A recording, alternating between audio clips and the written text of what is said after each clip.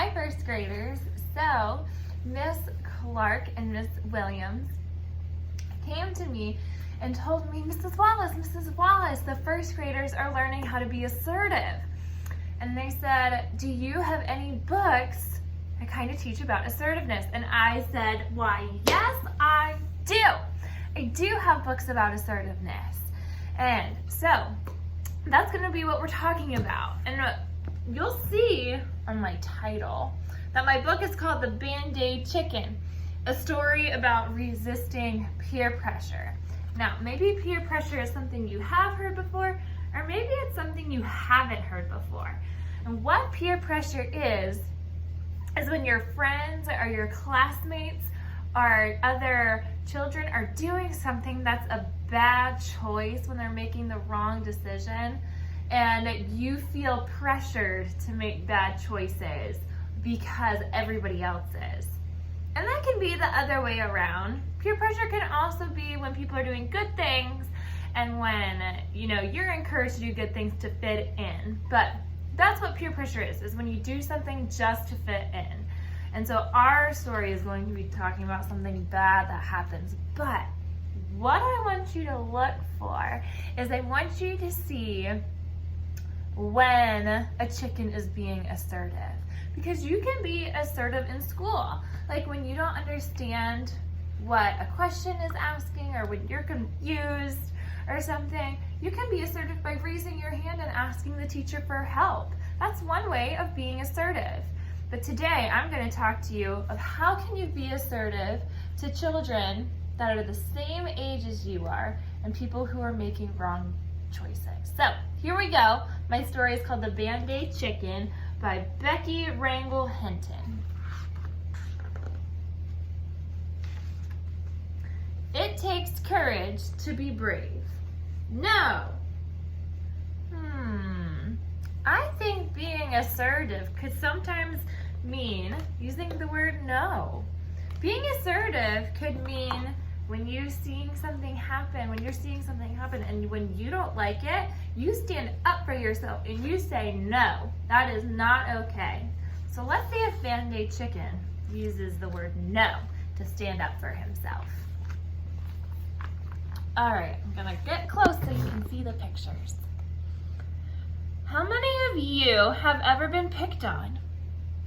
Did you know that there is a pecking order among chickens? If a new chicken is brought into a group, the other chickens will peck on the new chicken to show it who is in charge. This can hurt the new chicken. This story is about a brave chicken who wanted the pecking to stop.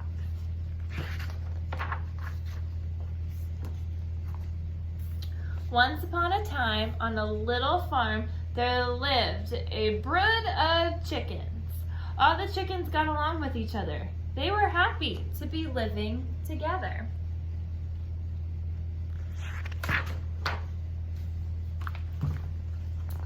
One day, the farmer put a new little chicken inside the fence.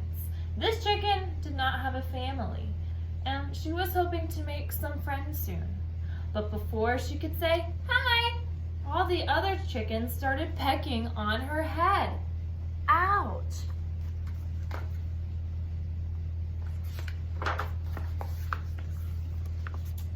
The farmer saw the new chicken's head. It was bruised and cut.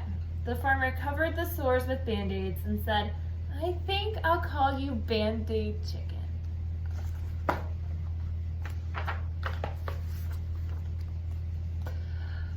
By the next day, the Band-Aid Chicken's head did not hurt so much, but her heart did.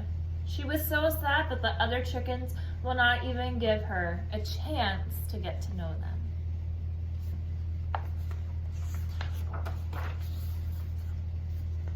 Soon the other chickens told the Band-Aid Chicken that she had passed their test. That meant that she could now be the first to peck on any new chicken who came into their yard.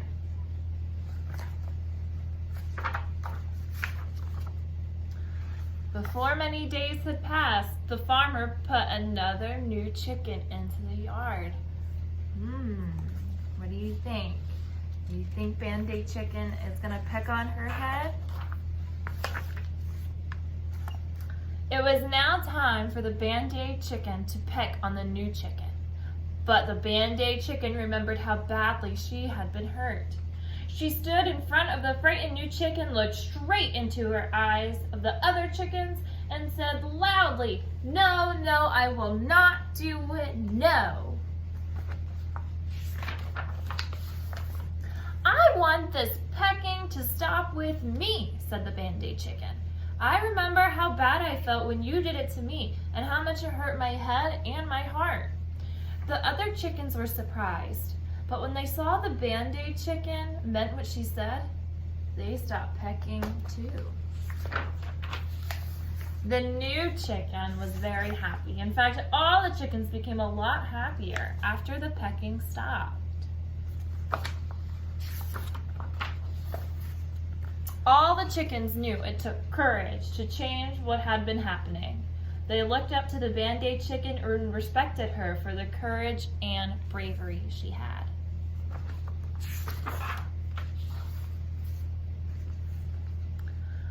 Are you going to do what everyone else does? Or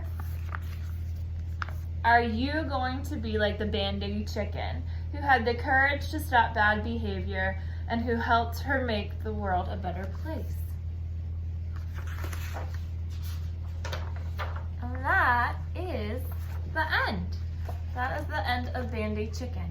So remember that being assertive with your friends may look a lot different than being assertive with adults.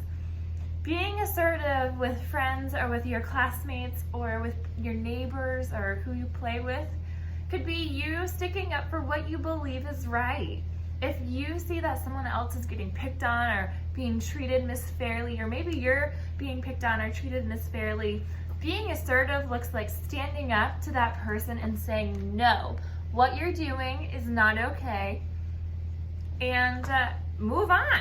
Go be friends with other people, or have a conversation of how you want to be treated instead of how you are currently being treated. So if you want to try being assertive, try standing up for yourself and don't be afraid to say no. It takes some courage and it takes some bravery. But I think just like the chickens, you and everyone else will be a lot happier after you assert yourself. So, hope you enjoyed my book, Band-Aid Chicken. Have a good day. Bye.